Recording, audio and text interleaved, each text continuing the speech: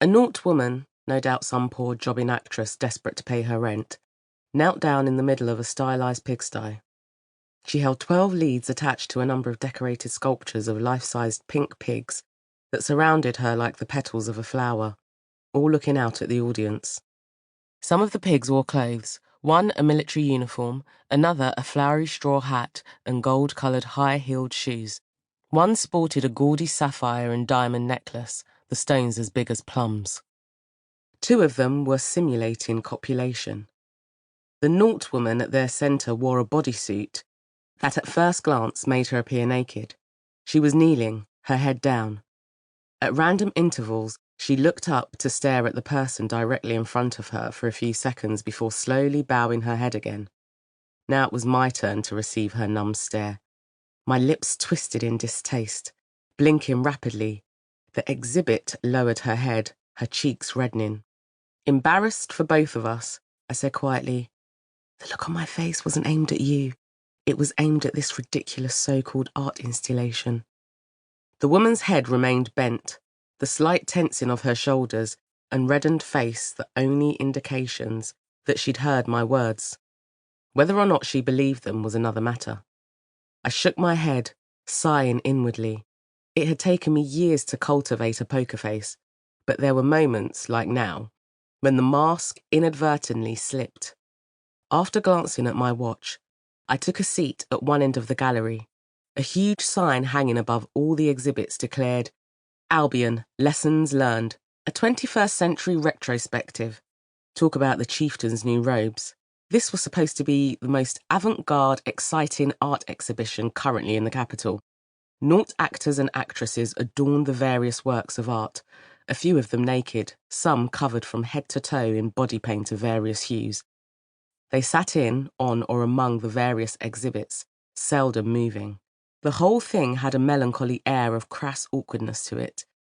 If I were an art critic, I knew how my review would read. Dubious style and precious little substance. The few articles I'd read about this so-called exhibition described it as daring, innovative, a fresh take, blah, blah. Yeah, right. Sawley Jahara, the cross artist responsible for this hot mess, had been all over the news during the last 2 weeks, responding to the very vocal criticism of his art stylings. "It's a challenging, forward-thinking look at how we used to regard and treat noughts, juxtaposed with how they are regarded now," he'd argued. "This isn't a museum's historical installation. This is art." What a steaming pile of horse manure. An exploiter seeking to define and monetize the exploited. If it really was art, why not use crosses and other ethnicities in his exhibition?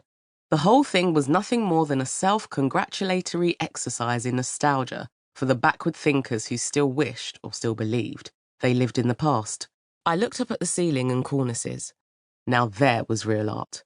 Panels depicting Safrika's history, some carved from wood, some from marble, some just painted, but all exquisitely beautiful.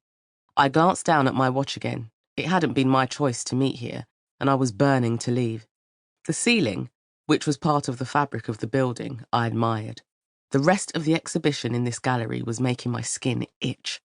I drank in the artwork on the ceiling, closing my eyes to imprint it on my memory as I lowered my head.